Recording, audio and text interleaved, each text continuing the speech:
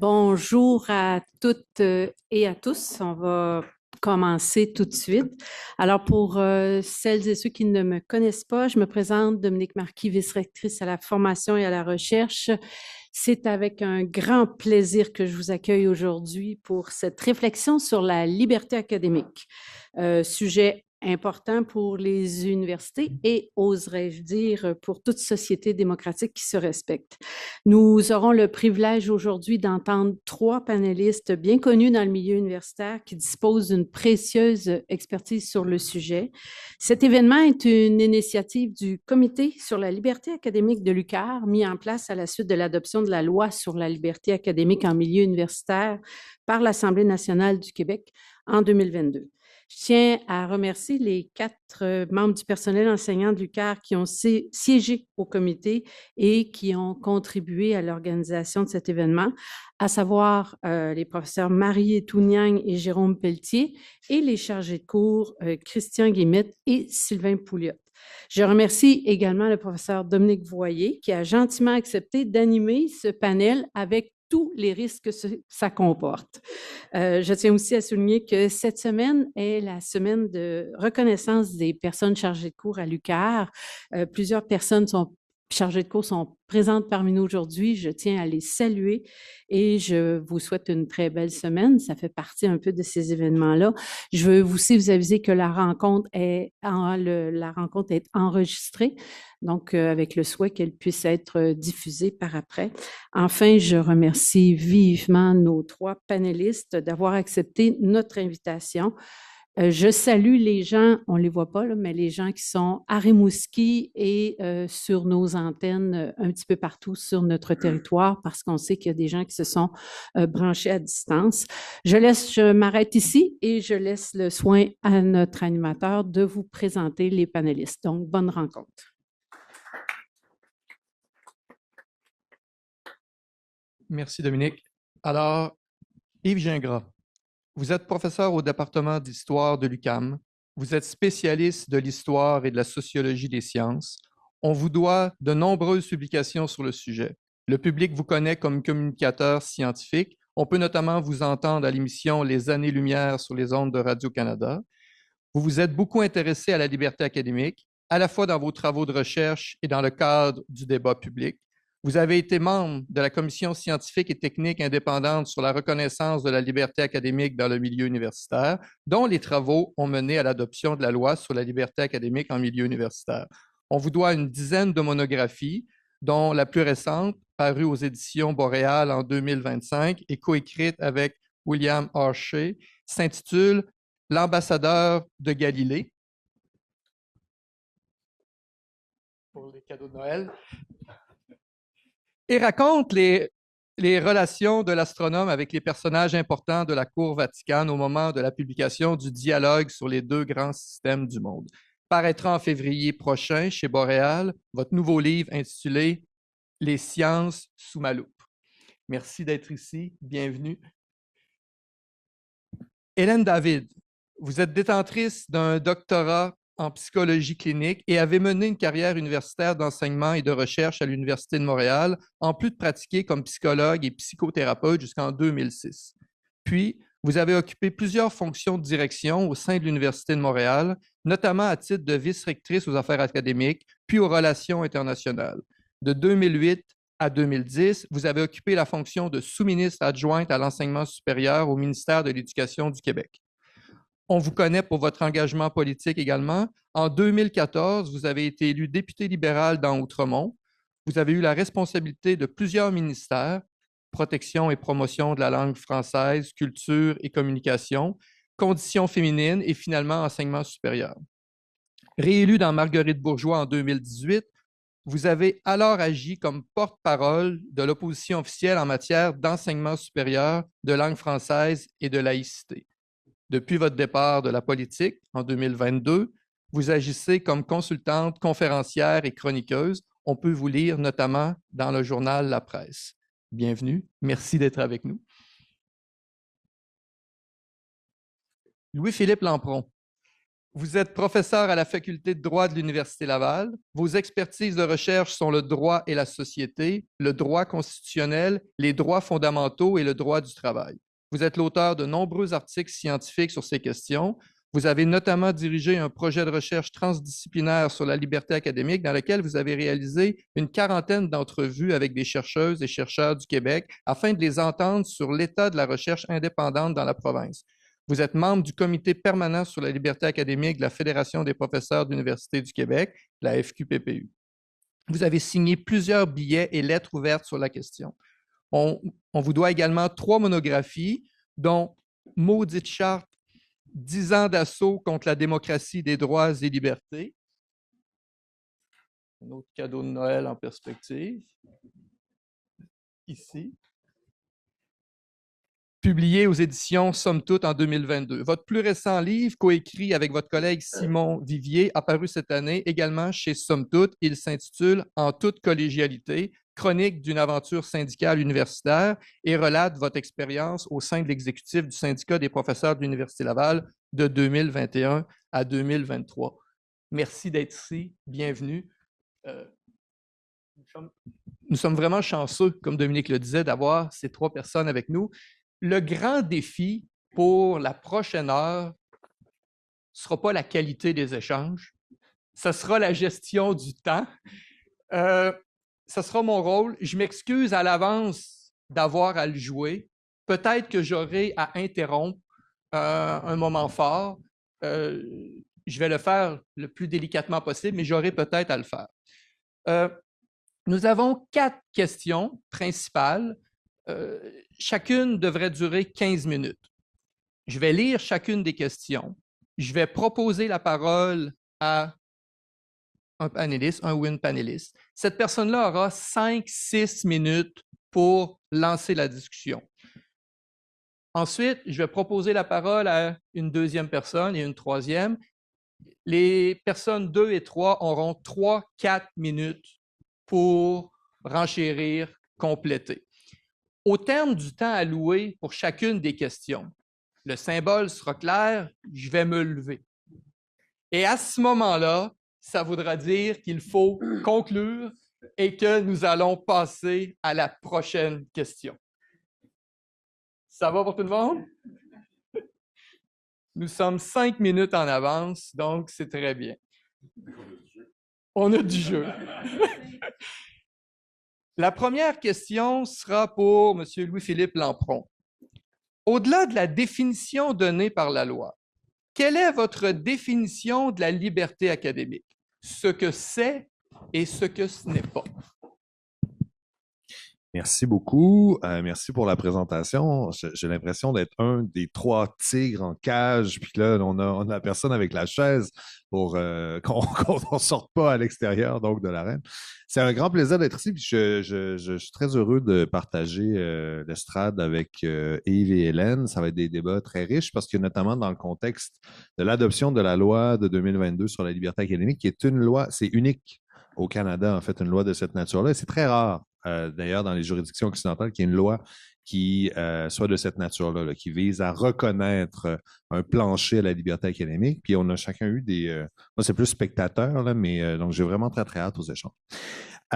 Qu'est-ce que la liberté académique et ce que ce n'est pas au-delà donc de la définition de la loi? Donc, la liberté académique, il y a beaucoup de parallèles à faire avec d'autres libertés fondamentales. Moi, je suis un professeur de droits et libertés de la personne, et donc ça m'amène à parler de droit international comme de droit canadien et québécois, avec les maudites chartes, donc la charte québécoise et la charte canadienne. On va essayer de ne pas parler de la Constitution québécoise, / la Constitution caquiste, là, parce que je risque de faire de la haute pression. Mais grosso modo, les libertés fondamentales, c'est vraiment, elles fonctionnent de la même manière essentiellement, c'est-à-dire que c'est des boucliers. Donc, c'est des garanties, des zones d'autonomie personnelle à l'intérieur desquelles l'État ne peut pas s'ingérer à moins d'avoir des raisons suffisantes à faire valoir. Et c'est un enchevêtrement, c'est-à-dire qu'on ne peut pas prendre une liberté fondamentale et faire comme si les autres droits fondamentaux n'existaient pas. L'interprétation de la portée de ces libertés-là dépend des autres libertés à l'intérieur desquelles, avec lesquelles on doit composer justement en démocratie. Et donc, il n'y a pas une liberté fondamentale qui est absolue. Bon. Comme toutes les libertés fondamentales, la liberté académique, long préambule, là, souvent, c'est une vision tronquée et je dirais caricaturale qui est mise de l'avant, surtout dans le débat public actuel où, dans le débat public, on a beaucoup parlé de liberté académique à travers la lorgnette de certaines controverses particulières. On peut parler du Collège Evergreen aux États-Unis, le documentaire, etc., etc. Et l'affaire, bien sûr, lieutenant Duval à l'Université d'Ottawa, qui a résulté surtout d'une gestion de crise absolument catastrophique de la part des dirigeants de cette université-là. On aura peut-être l'occasion d'y revenir. Mais donc, la liberté académique, c'est la pointe de l'iceberg, le volet individuel de la liberté académique. Hein? Le fait qu'un professeur ou une professeure d'université, mais ce n'est pas les seuls titulaires de la liberté académique, mais c'est ceux qui, par leur statut, là, sont souvent aux premières loges de l'exercice de cette liberté-là, ont le droit de faire de la recherche sur ce qui les intéresse, d'enseigner la matière qui est au cœur des cours dont ils ont la charge de la manière qui leur semble, du haut de leur expertise, la plus propice au sens pédagogique du terme à justement couvrir la matière comme telle. Mais la liberté académique, c'est beaucoup plus que ça. La liberté académique, il y a des parallèles clairs à faire en démocratie avec la liberté de la presse. C'est-à-dire que le droit de parler, le droit de s'exprimer, le droit de faire de la recherche, si on ne veut pas que ça se limite à la farce décrite par Hannah Arendt notamment, mais il faut absolument que ça s'intègre à l'intérieur d'institutions démocratiques. Et la démocratie, oui, bien sûr, ça repose sur la vieille idée des Lumières selon laquelle c'est de l'échange des points de vue opposés qui est supposé jaillir la lumière, puis c'est sur la base de ces échanges-là qu'on est supposé, comme citoyen et citoyenne, se faire la tête la plus éclairée, puis choisir la meilleure option possible quand vient le temps justement de mettre son X sur un bulletin de vote là, une fois aux 4 ans. Mais au-delà de ça, ça repose nécessairement sur la capacité collective qu'on a d'avoir accès à des faits. Je regarde le temps parce que j'ai vraiment très, très peur que l'animateur se lève et donc je dois lâcher le micro.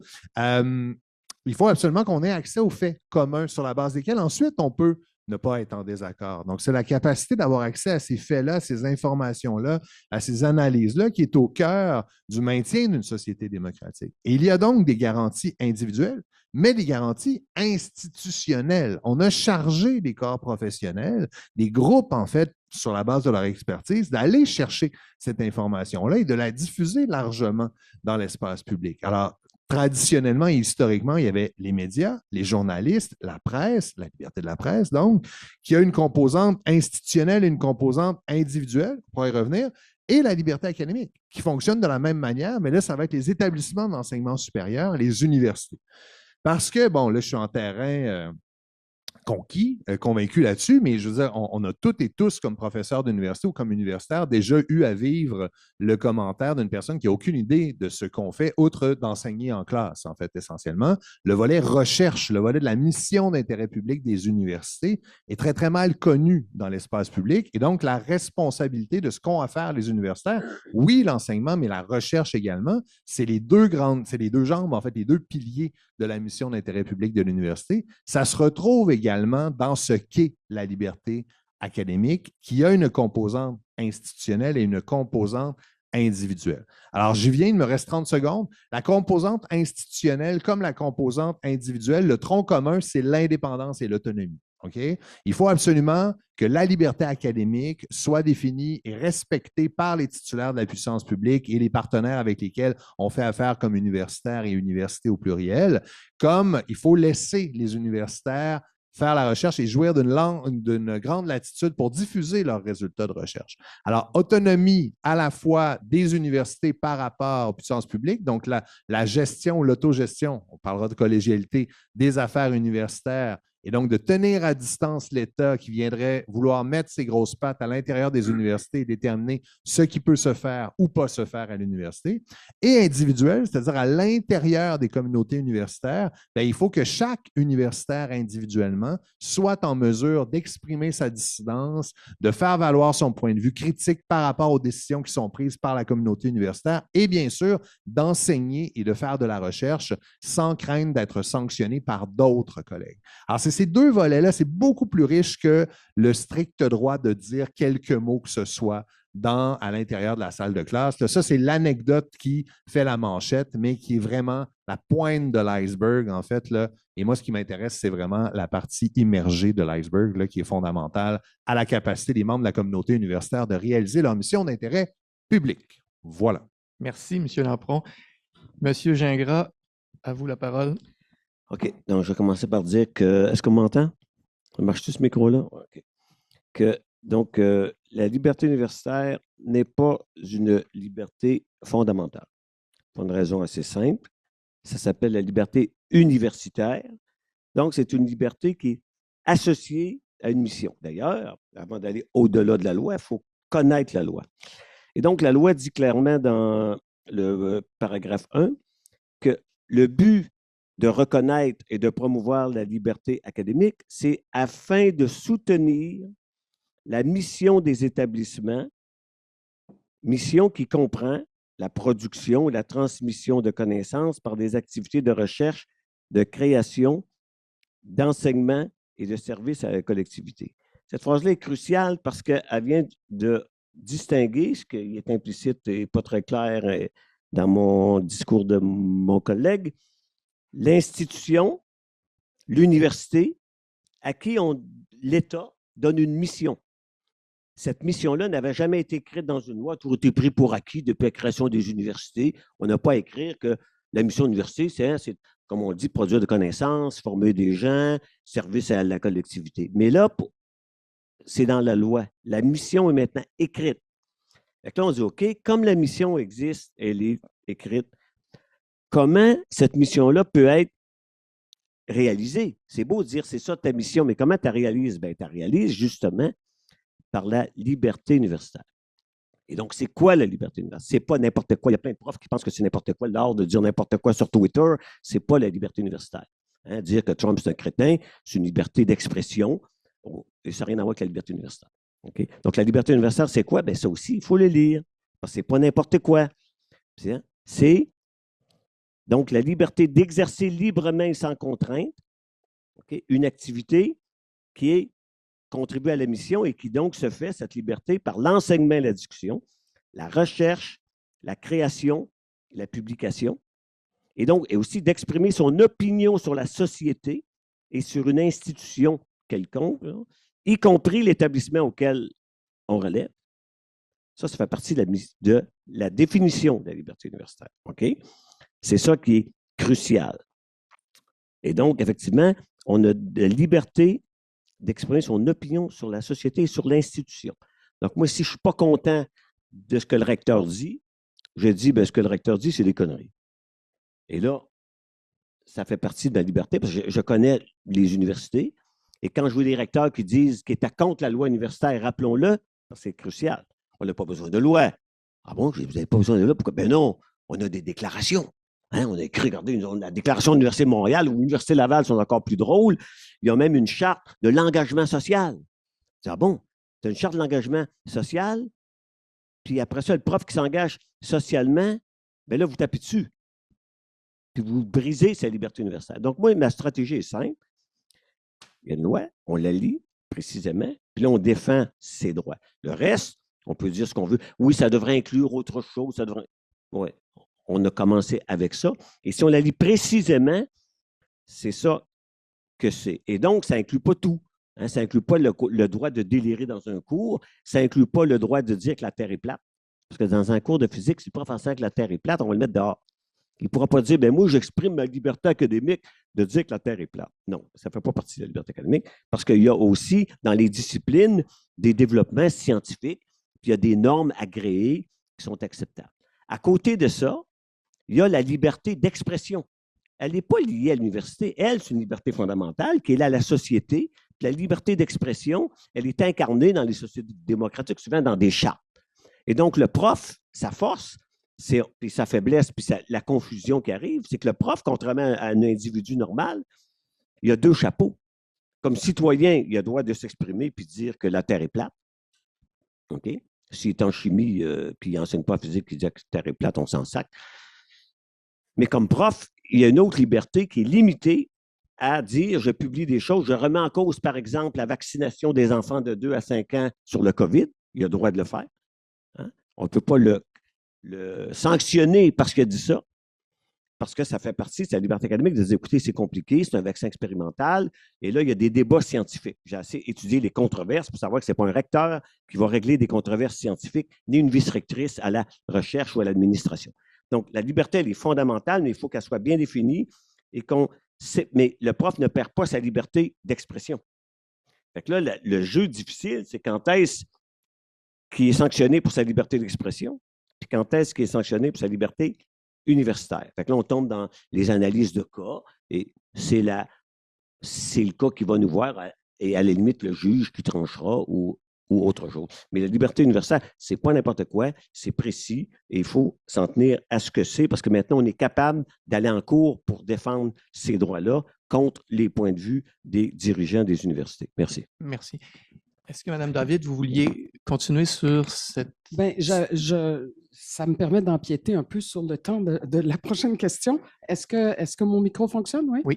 Le meilleur exemple qui a fait tellement de débats puis qui a fait sursauter vraiment tout le Québec, c'est Amir Attaran, quand il est sorti le 21 mars 2021, le 16 mars 2021, dans un tweet. Alors ça, c'est toute la question des réseaux sociaux, que le Québec, il a traité le Québec d'Alabama du Nord. Je ne sais pas si vous vous souvenez, donc État très raciste et très bon.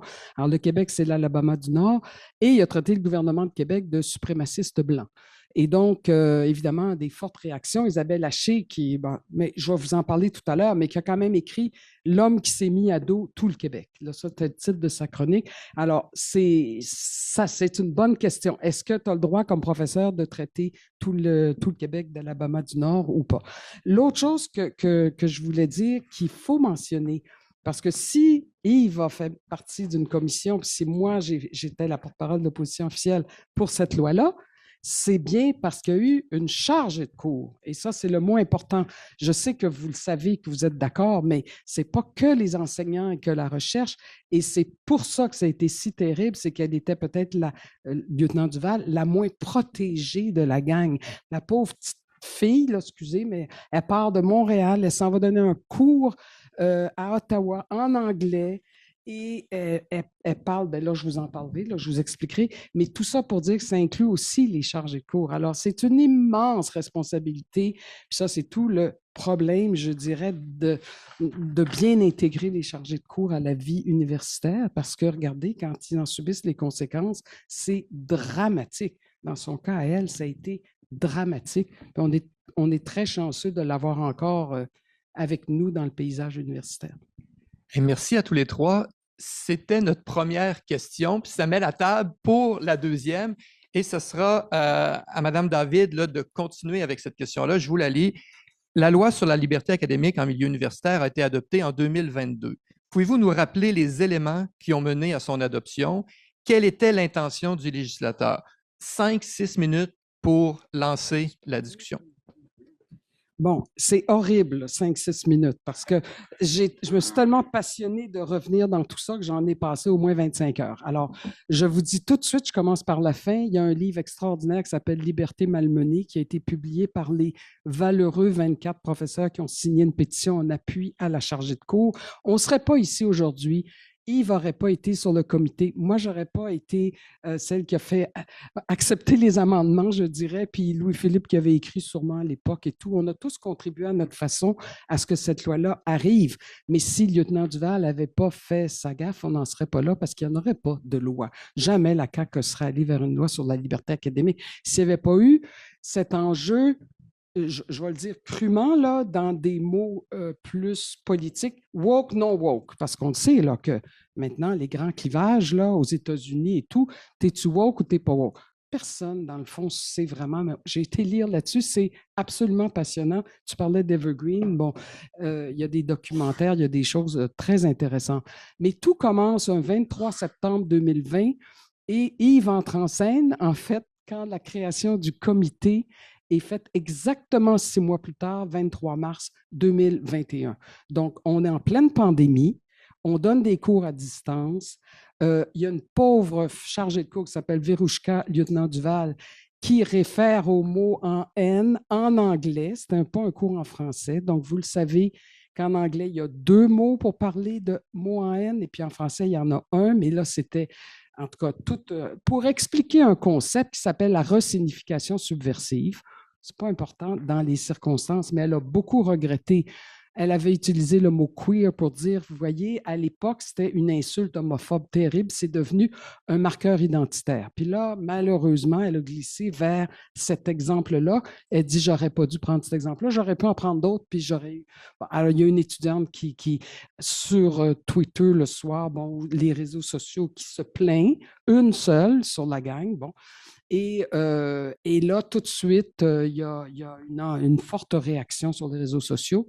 Et là, vous avez déjà mentionné, je pense que c'est toi, Louis-Philippe, ou Yves, qui a eu une réaction, on va le dire carrément, de l'université, de la direction et du recteur, qui était, je dois dire, mon conflit d'intérêt, mon ancien patron quand j'étais à l'UDER, donc que je connais très bien, mais qui n'a pas du tout supporté l'étudiant. Non seulement ils ne l'ont pas supporté, ils l'ont suspendu pour avoir utilisé ce mot-là. Si elle n'avait pas fait ça, je vous le dis, on ne serait même pas ici aujourd'hui en train de parler de ça. Mais c'est elle qui en a payé les pots. Après ça, évidemment, Isabelle Haché, excusez-moi de la mentionner, mais c'est elle vraiment là, qui a aidé beaucoup à mettre l'entrée en scène médiatique de cette cause-là, le 15 octobre. Le 16 octobre, 34 profs. Et là, ça devient intéressant. Je vous dis, Michel Tremblay devrait écrire une pièce de théâtre ou un livre. C'est multicouche, cette histoire-là, parce que là, 24 profs, je le dis, majoritairement francophones, presque exclusivement. Vous savez, l'Université d'Ottawa, il y a le volet anglophone, volet francophone. C'est supposément bilingue. Et c'est deux solitudes, bon, qui ne se parlent pas beaucoup. Et puis, bon, les 34 profs, donc, signent une lettre en appui à Lieutenant Duval. Et là, vous n'avez pas idée, là, quand vous lirez le livre, si vous le lisez, vous allez voir qu'on oublie vite à quel point ça a été un événement de société majeur. C'est la première fois qu'on parlait autant d'université. Je n'ai jamais vu, moi, de députés puis de premiers ministres parler de liberté académique, mais c'est parce que là, ça a été récupéré fortement. Et même les tweets le 18 octobre, donc quelques jours après, c'est appel à la rééducation de ces fucking frogs. Ça, c'était les 34 profs. Alors, vous voyez un peu le climat très sympathique de tout ça. Après ça, l'AQPPU, mon cher Louis-Philippe, entre en scène et appuie les 34. Après ça, 579 enseignants du Québec qui officiellement signent une pétition en appui, 160 autres le lendemain. Et malheureusement, le recteur Frémont, le 19 octobre, continue à prendre parti pour la dignité des étudiants, mais ça devient extrêmement polarisant. Tu as la dignité des étudiants d'un côté versus tout le concept de liberté académique. Donc, déferlement médiatique, là, je ne me rappelais plus que ça avait été à ce point-là, ça a été hallucinant. Les politiciens s'en mêlent. La première à sortir, c'était celle qui était ma chef à l'époque, Dominique Anglade, d'origine haïtienne, qui dit, mais voyons donc, et puis là, commence à faire les nuances entre les mots en anglais et les mots en français, commençant en N, et puis avec toute la littérature haïtienne autour de ça. Bon, après ça, Dany Laferrière, nommez-les Macacoto, et Normand Brathwaite, le premier ministre. TVA va en parler à tous les jours pendant une semaine sur cette fracture Québec-Ottawa, parce que là, ça prend une dimension nationale des francophones versus les anglophones. Et donc, pendant un mois jusqu'à fin novembre, là, on dit la crise tourne au chaos complet. Serge Bouchard, notre regretté anthropologue préféré, dénonce Lucot lui aussi. Boucard Diouf, Macacoto, l'ancien ministre de la Culture d'origine haïtienne aussi. Un sondage pan-québécois, on n'aura plus jamais ça de notre vivant, là, je vous le jure, un sondage sur la liberté académique, imaginez. 71% des Québécois disent qu'ils sont pour la liberté académique. Ça vous dit quelque chose? Notre ami, entre guillemets, Mathieu Bock-Côté va évidemment dire en titre « Courage face à la secte woke ». Alors, vous voyez la polarisation, là, c'est juste hallucinant. Une université a maille à partir un peu McGill parce qu'il y a un département d'études françaises, etc. Donc, finalement, la FQPPU, merci beaucoup encore, demande à l'État d'intervenir carrément le 19 février et de baliser la liberté académique. Et le scientifique en chef aussi va se prononcer pour l'autonomie des institutions. Et ça, c'était avant la bombe du 16 mars 2021. La bombe du 16 mars 2021, c'est notre ami Amir Attaran, professeur à l'Université d'Ottawa, côté anglais, qui va aller dire justement que le Québec, c'est l'Alabama du Nord et que le gouvernement du Québec, c'est toute une gang de suprémacistes blancs. Alors, imaginez la suite. PSPP qui écrit à Frémont pour lui dire ça n'a pas de maudit bon sens, te condamne à Taran, là, parce que là, personne n'avait condamné vraiment. C'est-tu de la liberté académique, là, tout à coup, ou pas, ou etc. Même Justin Trudeau, vous souvenez-vous de ça? Il a écrit ça va faire le Québec bashing. Imaginez, on est rendu très loin contre Attaran. Motion unanime à l'Assemblée nationale. Alors, imaginez le climat, là. C'est hallucinant. Motion unanime de Pascal Bérubé. Il avait bien raison contre les agressions envers la nation québécoise. Parce que là, de Ottawa, on s'était déménagé sur les fucking frogs québécois. Alors là, c'est. Et arrive le 23 mars, où je finis là. OK. Une pauvre ministre qui était à la santé avant, souvenez-vous, pandémie, Danielle McCann, Dubé la remplace, elle est tassée. Alors, qu'est-ce qu'on fait? On l'envoie à l'enseignement supérieur. Moi, j'y suis allée avec grand plaisir quand on m'a demandé d'aller aider à l'enseignement supérieur, mais elle, je pense qu'elle était un peu découragée. Et arrivent donc toutes ces pressions pour qu'il se fasse quelque chose, que le gouvernement fasse quelque chose, la motion unanime. Alors là, McCann propose un comité, et c'est là qu'il va entrer en scène avec son comité, et qu'après ça, ils vont, eux, recommander une loi dont je trouverai certainement une façon de parler tout à l'heure. Assurément. Mais c'est important parce qu'il n'y en aurait pas de loi s'il n'y avait pas eu tout ça. Monsieur Gingras, est-ce que vous prenez la balle au bon? Oui, bon, effectivement, on vient de dire ce qui est le contexte. Et effectivement, si le recteur d'Ottawa n'avait pas dit autant de conneries, il n'y aurait pas donc de loi. Par contre, là, je vais mettre mon œil de sociologue pour compléter. La chose la plus extraordinaire dans ça, vous l'avez dit plusieurs fois, mais je vais le dire à distance, c'est que là, on a vu une fracture dont on a sous-estimé dans les discours la réalité, alors qu'il ne faut pas la sous-estimer. Elle est évidente pour n'importe qui sait analyser des données. C'est la fracture francophone-anglophone. Parce que quand on dit qu'il y a eu beaucoup d'articles, j'ai analysé les articles. Il y a eu une douzaine d'articles dans les journaux anglophones. Une douzaine. Il y en a eu 10 fois plus, à peu près 120, dans les journaux francophones. Donc, il se passe de quoi à l'Université d'Ottawa, que je vous rappelle que c'est en Ontario, et il y a 120 articles dans le Devoir, dans la presse, ça hurle, ça s'excite, au Québec, puis une petite affaire dans des gazettes à peine, ou Canada anglais, ils s'en foutent complètement parce que eux autres, c'est, ben oui, il faut respecter tous les gens, les tinamis, il faut être gentil avec les tinamis. Puis, donc, il y avait une fracture à peu près évidente là. Et paradoxalement, pour des raisons maintenant plus politiques, la CAQ prend ça au bon, dit hey, nous, on va bomber le torse, on va défendre la liberté universitaire. Et là, évidemment, comme c'est la CAQ, ben là, les syndicalistes, ils ont un peu peur parce que si la CAQ dit 2-2, ça fait 4, ça va peut-être faire 5. Parce que là, elle a raison, la CAQ, ce n'est pas une bonne idée que la CAQ a raison, ça, c'est un gros problème. Okay? Alors que moi, je m'en fous complètement. Mon but, c'est d'atteindre un objectif. Si les libéraux le font, ils le font. S'ils ne le font pas, les autres le feront. On s'en crisse. Le but, c'est d'arriver au but. OK? Et donc, je vous rappelle qu'il y avait donc des pressions, mais les gens étaient un peu nerveux. OK? Parce que moi, j'étais sur le comité. Donc, moi, j'ai vu toutes ces affaires-là. Hein? Et donc, quand on a dit, nous, on va faire un sondage, on fait une enquête, on fait des entretiens, c'est sur YouTube, vous pouvez les revoir, où on a interrogé les professeurs, les syndicalistes, les étudiants, etc. Et il y a eu des périodes où les syndicats, fusionnés dans la FPQQ, s'objectaient à notre sondage. Hey, on veut voir les questions. Je dis, OK, vous voulez voir les questions? Vous me prenez pour des crétins? Ça s'appelle Liberté universitaire. On est un comité. On fait une enquête. Si tu veux demander des questions au prof, fais un sondage FPQQ, écris au prof. OK? Nous, on fait notre sondage. Tu verras les résultats en temps et lieu. OK? Et ça, là, c'est la vérité. Parce que moi, je suis le comité. Non seulement, on va vous donner un petit détail.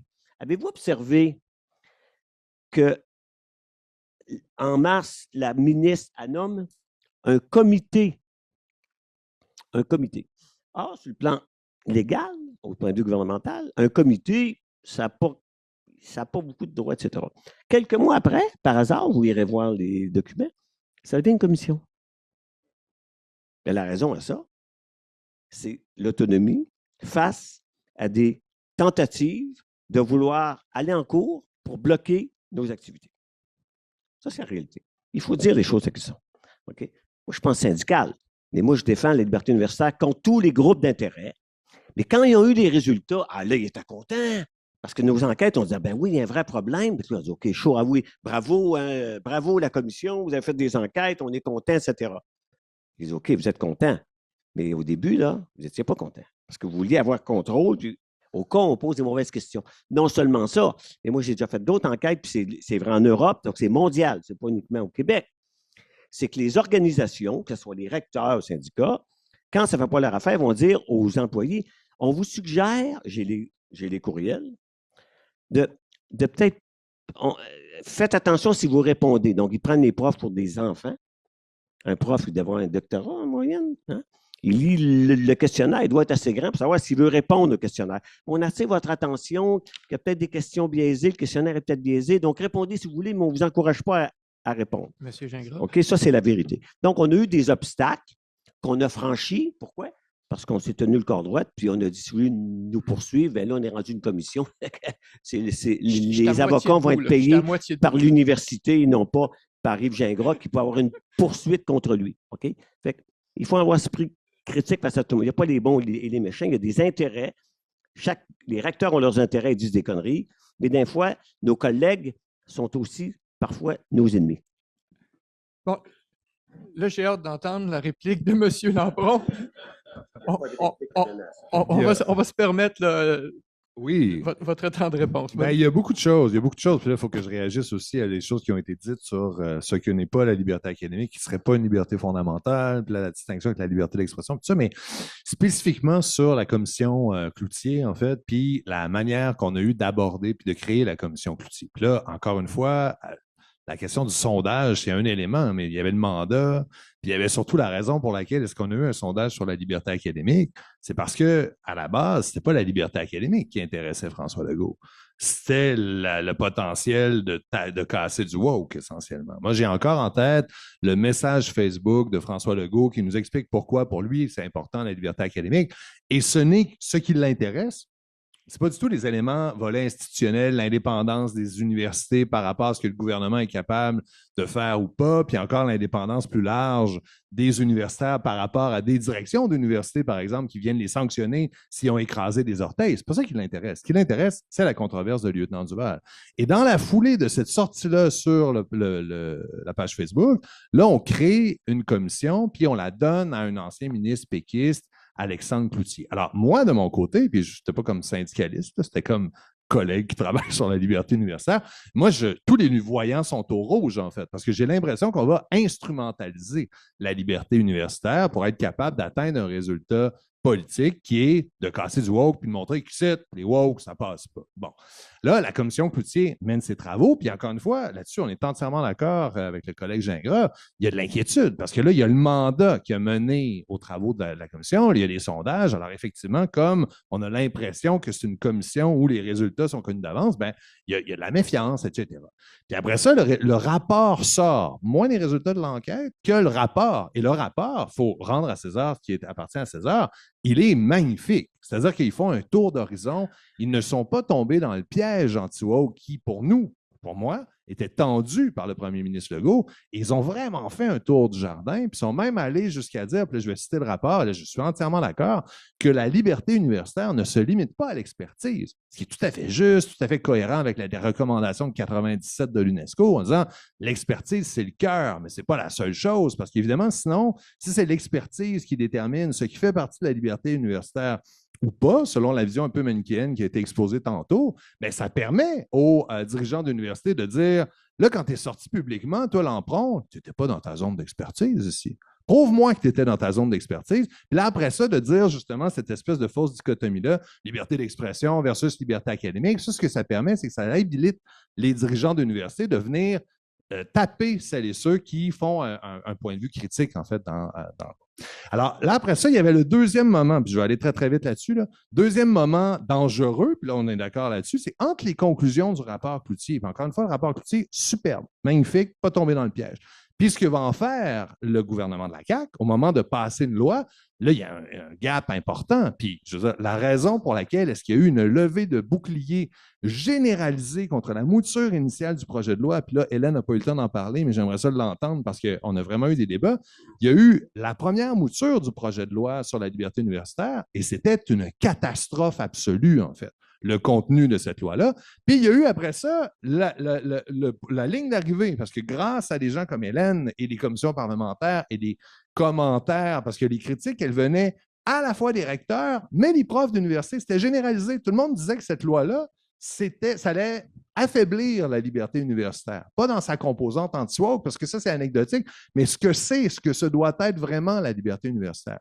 Puis là, il est arrivé quelque chose, puis j'aimerais ça entendre, Hélène, c'est quoi sa lecture, parce que pour une rare fois, les commissions parlementaires puis le travail en commission détaillée a mené à une loi avec laquelle on est tout à fait capable de composer, qui est tout à fait raccord avec la définition de la liberté universitaire reconnue par les instances internationales, puis pour laquelle se bat l'ACPU depuis les années 70, en fait. Il faut regarder les travaux de la commission Harry Crow, puis on était vraiment largement avant la crise d'Amir Attaran ou encore l'affaire Lieutenant Duval, essentiellement. En 2 secondes, je dirais juste qu'il y a eu, ce qui est arrivé là, c'est simple, on est en fin de législature 2022 là. Ça a été adopté le 3 juin 2022. Les travaux ont cessé le 10 juin 2022. 4 ans de pandémie. Ils n'en avaient rien à cirer. OK? Ils n'en avaient rien à cirer. Moi, j'étais là, le chevalier blanc, avec tous vous autres derrière. Faut tel amendement, faut tel amendement, faut tel amendement. Je propose tous ces amendements-là, parce que même il y avait des partis d'opposition qui n'étaient plus vraiment là. Tout le monde était en élection. Et je propose tout ça. Il y a une semaine où elle dit « OK, je m'en vais, je vais réfléchir ». Elle revient, elle avait accepté tous nos amendements. Nos amendements, là, ils venaient de la formulation du mémoire de la commission, de vous autres, de tout le monde. Puis les recteurs disaient « Oh, j'espère que ça va être pas pire », mais ils à un moment donné, ils ont arrêté de se battre. Puis tout ce qui a été demandé est passé, est revenu, et dit « J'accepte tout en bloc ». Et moi, j'ai dit, OK, on peut partir. Je peux arrêter d'être... Un mot très bref, parce qu'il faut... on peut s'exciter là, je commence à le go, là, l'échapper. Mais il faut ramener ça à la chose, OK? C'est allez, OK? Sens pratique. Première chose, par minimum, de dire, hey, ils vont être manipulés. Puis là, tu dis, attends un peu, là, ils ont nommé sur la commission Chantal Pouliot, OK? Puis, je vais le dire, là, mais juste pour le débat, laisse-moi finir. Chantal Pouliot, quand on voit la commission, puis Yves Gingras, puis d'autres de l'UQTR. Là, c'est dire, ouais, la probabilité que ces gens-là soient manipulés par ce que Legault veut, parce que toi, tu écoutes trop la TV, le Legault, on s'en calisse, Legault, il y a une commission, c'est nous autres, les profs, sur le comité. Puis à la fin, qui est allé à la commission parlementaire, justement, pour vous répondre à vos questions, c'est des membres de la commission qui ont dit, la version actuelle de la loi ne correspond pas au rapport qui a été fait. Fait qu'il faut lâcher Legault. Il faut dire, puis ça, je le critique parce que d'ailleurs, c'est pas toi qui étais président de la FPQQ à l'époque, quand c'est Paradis. OK? Donc, il n'y a pas à défendre, c'est un fait. OK? De dire, fait confiance à ce comité-là qui a fait son travail. Et quand la loi est arrivée, qui n'a pas tout mis ce qu'on voulait dans le rapport, il n'a pas tout mis, mais toute l'idée, hey, on était nerveux, puis là, il y avait peur de ci, puis il aurait pu se faire manipuler, c'est gentil, là, mais nous, on a fait un travail qui dit, on ne s'énerve pas. Legault a même dit à TV, moi, je pense qu'il ne faut pas nécessairement de loi, une déclaration. J'ai dit aux gens, on s'en fout de Legault. C'est nous qui vont faire le rapport. Après ça, Legault, on a tendance, et je vous rappelle, et là, je termine là-dessus, ça me fait plaisir de le dire, la loi est acceptée, donc, sans aucune vote contre. Par contre, il y a eu attends un peu. abstentions Voilà, de c'est QS. Givenet. Qui s'est abstenu? Ouais, mais pour QS. Oui. OK, mais Après, là, vous ça demanderez nous- pourquoi, là, comme je suis sociologue. debout, je suis debout, et ça nous amène à notre troisième question. Mais je vais revenir éventuellement sur la ce qu'il a dit troisième parce question- que... La troisième question sera pour M. Gingras et elle est vraiment là, bien alignée avec là où on s'en allait. Était-il nécessaire d'adopter cette loi? Les universités ne pouvaient-elles pas elles-mêmes se porter garant de la liberté académique, qui est d'ailleurs protégée par de nombreuses conventions collectives? Donc, en 5-6 minutes, M. Gingras, pour commencer. Même pas, je vais même être plus court que ça. OK? C'est que nous, quand on a commencé l'enquête, on fait une enquête. On ne dit pas, ah oui, là, les woke. Ça, c'est du blabla de journalistes puis de discours qui nous fait pas avancer sur le plan académique. On est à l'université ici. Okay? Notre but, c'est d'avancer sur le plan académique. Donc, on s'est dit, est-ce qu'il faut une loi? Ben, on ne sait pas. On verra. On fait des enquêtes. Puis on dit au recteur, monsieur le recteur, ah oui, nous, on a une déclaration de Montréal. Il dit, ah oui, vous avez une déclaration de Montréal? C'est quoi la déclaration? Ah, regardez, on défend la liberté universitaire. J'ai dit, mais c'est sur une feuille de papier, ça, là. J'ai dit, si quelqu'un a une plainte, il fait quoi? Moi, je suis concret. Il fait quoi? Ah, ben là, c'est ça. Donc, il ne fait rien parce qu'il n'y a pas de comité, il n'y a pas rien. Donc, votre défense, c'est du blabla. La mécanique universitaire, c'est de dire, si j'ai un problème, quel bouton je pousse? Si j'ai une plainte contre un prof, c'est la politique numéro 10, disons, sur le fait que le prof, il n'est pas gentil avec les dynamis, mais il n'y en avait pas sur la liberté universitaire. OK? Donc, on s'est dit, il faut un mécanisme. Et l'autre chose qui est importante, qu'on oublie toujours, parce que je le répète, c'est dans la loi, ceux qui se sont opposés à la loi, les petits gauchistes dans le Devoir, qui ont signé que c'était un scandale, cette loi-là, qui était la pire danger pour la liberté universitaire. Il faut être déconnecté, solide de la réalité pour dire ça. Il suffit de lire, ça a 1 page et demie, il y a 7 articles. Il suffit de les lire pour comprendre que c'est loin de ça. Mais ça a obligé les gens de dire, vous défendez l'université universitaire, parfait, vous allez faire un comité. Puis quand j'ai un gars va avoir une plainte, il va aller au comité. Et là, on s'est dit, ouais, mais il y a des conventions électives. McGill n'est pas syndiqué. HEC n'est pas syndiqué. Les universités syndiquées, effectivement, comme à l'UQAM, on a une clause, heureusement, où on défend les libertés universitaires. Mais là, il faut passer par le grief. Et ça, vous savez au mieux que moi, hein, que ça peut prendre 1 an ou 2, sinon 3. OK? Donc, ça ouvrait 2 portes. J'ai dit, il n'y a pas de contradiction entre la loi, puis les lois, puis les outils de travail. Et là, tu as 2 portes. Tu peux dire, je fais une plainte au comité, ça se règle en quelques mois. OK? Après, il y a enquête s'il y a le cas, mais ça se règle immédiatement. OK? Je suis sur le comité du CAM depuis 3 ans. On a eu un certain nombre de cas. On les a discutés, on les a traités. Après, tu peux décider, ce n'est pas interdit, puisque la loi ne remet rien en cause des conventions. Rien, OK? On n'est pas obligé d'être juriste pour savoir ça, je suis convaincu. Et la preuve, c'est qu'on va au grief. Le problème que j'ai souvent avec les griefs, c'est si on veut la vérité, parfois on ne l'a pas, la grief. Prenons Ottawa, OK? Moi, j'aurais aimé, parce que vous savez que vous dites que le recteur Frémont a suspendu Virouchka-Duval, ce que tout le monde qui a un cerveau comprend. Mais l'Université d'Ottawa dit non, je n'ai pas suspendu une preuve de crétin. Fait que là, ils ont fait un grief et ils ont fait une entente hors cours. Donc, ils n'ont admis rien, absolument rien. Et donc, il n'y a rien qui s'est fait, mais ils ont dit ça, tant mieux pour la personne qui au moins a eu des choses qui l'a satisfaites, donc c'est correct. Mais le problème, c'est qu'on n'a pas la vérité qui est de dire, tu l'as censuré, c'est un fait, et tu devrais démissionner comme recteur. Et ma position, c'est que, rappelez-vous, à Harvard, il y avait un président un peu illuminé qui avait dit une connerie qui, à mon avis, était moins grave que celle que Frémont a fait sur Virouchka-Duval, parce qu'il l'a suspendu. Lui, qui était autiste un peu, il a dit, on dit qu'il y a moins de femmes en sciences, il dit, c'est normal, les femmes sont moins intelligentes. Là, tu dis, c'est un illuminé. Sauf qu'à la différence, qu'Harvard, la faculté des arts et sciences, a dit, non, t'es un peu là, tu ne peux plus nous représenter comme recteur. Fait qu'est-ce qui est fait? Les profs ont fait un vote qui ne veut rien dire, parce que ce n'est pas eux autres qui l'élisent, mais il n'y a pas symbolique. Fait qu'ils ont dit, on ne veut plus te voir la face. Fait qu'après 3 mois, il a démissionné. Fait que moi, j'ai dit aux profs d'Ottawa, si vous vous tenez debout, vous vous mettez ensemble, et vous dites, toi, on ne veut plus te voir la face. Et puis, c'est là la symbolique. Et si le président d'Harvard a démissionné, Larry Summers, il aurait pu faire sauter. Mais non, il était divisé Ottawa à cause des francophones et des anglophones. Donc, il faut défendre la liberté puis aller jusqu'au bout. Quand on a des recteurs ou des vice-rectrices ou des vice-recteurs qui ne la défendent pas, oui, on prend les griefs. Mais après ça, on peut faire des gestes symboliques de dire, toi, tu ne défends plus la mission de l'université, qui est le maximum de liberté académique et de recherche et de remise en question de toutes les croyances, etc.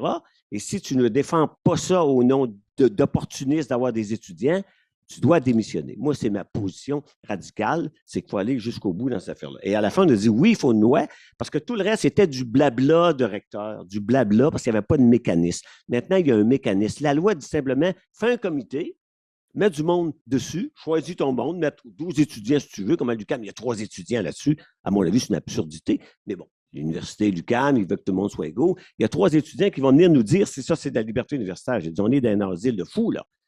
OK? Parce que l'étudiant, il a la liberté d'apprendre. Ça s'appelle le Lehrfreiheit, puis le Lernfreiheit. C'est ça dans l'histoire des universités. Le gouvernement n'a pas repris la liberté d'apprendre parce que c'est une chose qui est différente de la liberté académique. Mais les étudiants n'ont pas de liberté académique. La liberté académique, c'est ceux qui contribuent à la mission, donc chargés de cours, enseignants, conférenciers, à la mission de l'université. Il faut vraiment s'en tenir à cette définition-là. Et la loi, maintenant, l'oblige et nous permet d'agir. On peut se servir de la loi pour aller remettre en cause des décisions. Il faut aller en cause, ça va coûter cher, évidemment. Mais on a un outil, et comme tout outil, si on ne l'utilise pas, il ne servira pas. Okay. La loi ne servira pas si on ne s'en sert pas. Merci. Merci. Monsieur Lambron. Oui. Oui, d'accord. Mais moi, je ne pensais pas qu'on allait avoir un désaccord si important que ça, mais sur le fond, sur la loi à laquelle on a fini par arriver, on est d'accord sur le fait que globalement, il y a des avancées et des choses positives. Là, sur la lettre de, je ne sais pas si ça me colle à la peau là, d'être gauchiste, là, mais je veux dire, la lettre sur dénoncer le projet de loi initial. Ça, ce n'était pas votre rapport. C'est ce que vous êtes allé dire en commission parlementaire, que c'est une mauvaise loi. D'accord? Alors, c'est ça qui était dénoncé. Je pense que tu n'as pas signé cette lettre-là, donc tu n'es pas... Ben moi, j'ai écrit une lettre en disant pas de loi plutôt que cette loi. De 60 personnes qui ont signé, des profs, qui disaient que la pire attaque, et même la loi, quand tu étais pas bonne, il y avait le même discours que les recteurs. Je m'excuse, mais ces textes-là, donc je t'attaque pas toi, je suis en rapport. Si tu te sens visé, c'est ton problème. Mais c'est parce que quand on fait un signe vers moi en disant gauchiste, c'est un peu visé. Non, mais là, je ne suis pas parano. À la base, donc, sur la question de la critique à la loi, c'est-à-dire que si on remonte dans le temps un petit peu, la FQPPU, avant l'affaire Lieutenant Duval, parce qu'il y avait des problèmes, parce que, puis là-dessus, Yves a tout à fait raison, là, c'était protéger la liberté académique, puis c'est comme ça dans le reste du Canada par les conventions collectives, en fait, essentiellement. Et donc, ça pose deux problèmes. Un, c'est pas toutes les conventions collectives qui ont la chance de compter sur une définition robuste de la liberté académique. Il y en a des plus fortes que d'autres, etc. Deux, il y a des groupes, des professeurs, il y en a très, très peu au Québec, puis McGill, on est en train de régler le cas parce qu'ils sont en train de se syndiquer, mais à la base, il y a des professeurs qui n'étaient pas syndiqués. Donc, il n'y avait pas de convention collective, puis donc, ce faisant, ils étaient face à du papier, des trucs déclaratoires. Il n'y avait pas de prise concrète si jamais il y avait un problème avec la liberté académique. Alors, la FQPPU, avant Lieutenant Duval, a proposé l'adoption d'une loi cadre sur reconnaître la liberté académique, mais ils se sont fait critiquer la FQPPU avec raison parce que c'est la même chose sur le droit de grève ou sur le droit de grève étudiant. Si on demande aux législateurs de venir légiférer sur un droit fondamental, il y a toujours le risque qu'ils se servent de ça pour réduire la portée du droit. Alors parfois, pas de loi, c'est mieux qu'une loi trop restrictive parce que là, quand on a canné dans la loi une définition qui fait en sorte de faire perdre des acquis à des groupes, même des acquis qui étaient reconnus dans les conventions collectives, ça peut faire reculer le groupe essentiellement. Puis il y avait tout ce débat-là autour, surtout quand Legault arrive avec ses gros sabots en disant « Lieutenant Duval, ça ne va pas arriver ici » et qui crée la commission Cloutier, il y avait une crainte, évidemment, que l'intérêt de la CAQ, ce n'était pas une conception robuste de la liberté académique. Hélène l'a très, très bien dit. Ça ne les intéressait pas, c'était vraiment un stunt publicitaire. On a fini, c'est un exemple, c'est comme ça que j'en parle au Canada anglais, on a fini, on a été chanceux pour différentes raisons, on est passé entre les gouttes d'eau et on est arrivé avec une loi avec laquelle on peut composer et qui, pour des groupes qui n'avaient pas de protection, effectivement, il y en a une protection qui est intéressante et je dirais que sur le principal avantage de la loi québécoise sur la liberté académique, c'est de faire en sorte que ce n'est pas réservé qu'aux professeurs d'université. Les étudiants, dans une certaine mesure, notamment à la maîtrise et au doctorat, peuvent poser des actes où ils vont bénéficier de la liberté académique. Et là où les comités institutionnels sur la liberté académique comme étant des instances, ce n'est pas le recteur ou la haute direction qui va s'occuper de savoir quand est-ce qu'on est allé trop loin ou quoi que ce soit, mais c'est un comité de pairs essentiellement, bien ça devient une instance vers lesquelles peuvent se tourner des groupes qui sont mal protégés dans leur capacité à bénéficier de la liberté académique, les étudiants, les chargés de cours, les professionnels de recherche, par exemple. Alors ça, encore une fois, ça a vraiment failli déraper, mais on a fini à la ligne d'arrivée avec une ministre de l'Éducation supérieure qui a dit « Ah, c'est correct ». Elle a accepté tous les changements, en gros, mais elle aurait pu se battre et dire « Je veux rien savoir ». Et là, ça avait été la mouture initiale du projet de loi sur la liberté académique qui avait passé. à mon sens, et au sens d'autres, ça aurait été un recul par rapport à d'où on partait avant l'adoption de la loi. Merci. Et Mme David, la conclusion sur cette question-là en 4 minutes top chrono. Bien, j'ai un article de journal ici où on me citait, puis j'avais dit, parce que j'étais la porte-parole à ce moment-là, s'il n'y a pas plein d'amendements qui sont apportés, c'est évident, on fonce tout droit dans un mur. Elle aura deux choix, ou retirer carrément le projet de loi, ou accepter les amendements. Je voudrais parler un peu du rôle de ministre, parce que Yves a dit, on avait une commission, on a soumis un rapport, puis moi, j'ai le concept de rapport tabletté. Je pense qu'on sait tous ce que ça veut dire des rapports tablettés. J'ai été sur la commission d'enquête sur la protection de la jeunesse. Ils n'ont pas été retenus. Le quart de nos propositions, on en avait 150, je pense. Ça n'a pas été retenu. Là, je dirais que c'est exceptionnel parce que tu laisses un peu croire que s'il y a une commission puis que c'est protégé légalement, c'est automatique que la ministre ou le ministre va transformer ça en loi. C'est pas ça du tout. Elle aurait pu, Danielle McCann, pendant sa semaine, parler, par exemple, à son ministre de la Justice, je n'ai pas besoin de le nommer, à l'époque, qui est aussi leader de la CAQ depuis un certain nombre d'années, qui n'a pas nécessairement cette ouverture toujours ou pour dire je vais complètement changer ma loi. Je pensais à l'avortement avec le projet de constitution, mais je veux te garder de bonne humeur, alors on n'ira pas là. Mais effectivement, elle aurait pu dire, moi, j'ose pas bouger parce que mon leader me dit, tu vas pas aller là, le comité de la justice va dire, tu vas pas aller là. Mais je veux le dire pour terminer, qu'on a au Québec, je pense que c'est toi qui as parlé il n'y a pas d'autres endroits en Amérique du Nord qui a cette loi-là, mais il n'y en a pas d'autres quasiment au monde qui ont aussi une autre loi qui a précédé, dont mes amis se sont largement inspirés et dont je suis le plus fier de mon passage en politique, c'est la loi pour prévenir les violences à caractère sexuel dans les collèges et les universités. Si vous lisez les deux lois, là, toute la partie procédurale, il n'y a pas un autre endroit, même pas une autre province, quand je faisais des tournées à l'époque avec cette loi-là, qui a été faite suite à des consultations que j'ai faites moi-même comme ministre. Vous vous souvenez du MeToo? Vous vous souvenez de l'affaire Weinstein? Vous vous souvenez du MeToo au Québec? Bien, c'est de là que j'ai sauté sur l'occasion. J'ai dit, je suis à la fois la ministre de la Condition féminine, ministre de l'Enseignement supérieur, on va mettre les deux ensemble, on va faire une loi. Certains voulaient une directive, les recteurs et tout. Ben non, on est capable de gérer ça. On a mis quasiment des heures pour le temps de réagir, des jours, des semaines. On a fait des comités, etc. Mais c'est ça que ça donne le privilège, parce que c'est un P majuscule, des fois, d'être ministre puis d'être en politique. Et même d'être dans l'opposition, peut te dire à McCann, si tu ne prends pas tous ces amendements-là, ben retirez-la, la loi. On ne votera jamais pour ça. Et merci. Ça se passe très bien. Nous sommes rendus à la 4e question. Merci à nos panélistes. 4e question. Quels sont, à l'heure actuelle, les grands enjeux de la liberté académique? Quelles actions devrait-on poser pour la protéger? Et le premier à prendre la parole sera M. Lampron pour 5-6 minutes.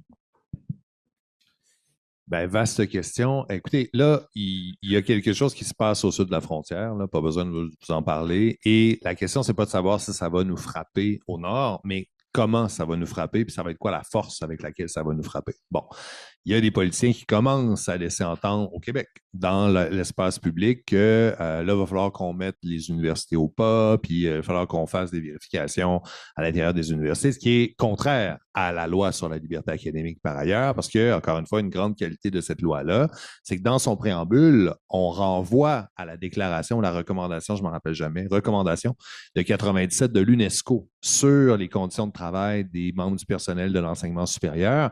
Et là, c'est le document qui a la définition la plus robuste de la liberté académique qui vient avec les deux grandes composantes, là, institutionnelle et individuelle. Et donc, la liberté académique, par le renvoi à la recommandation de 97 de l'UNESCO, le législateur s'est entendu, a reconnu dans la loi, en tout cas, c'est comme ça qu'on devrait le plaider, qu'il y a une autonomie universitaire. Que donc, avant que le gouvernement se mette les mains là-dedans, comme Trump essaye de le faire, Trump 2 avec son administration, là, c'est une charge à fond de train contre les universités qui se passent au sud de la frontière. Là.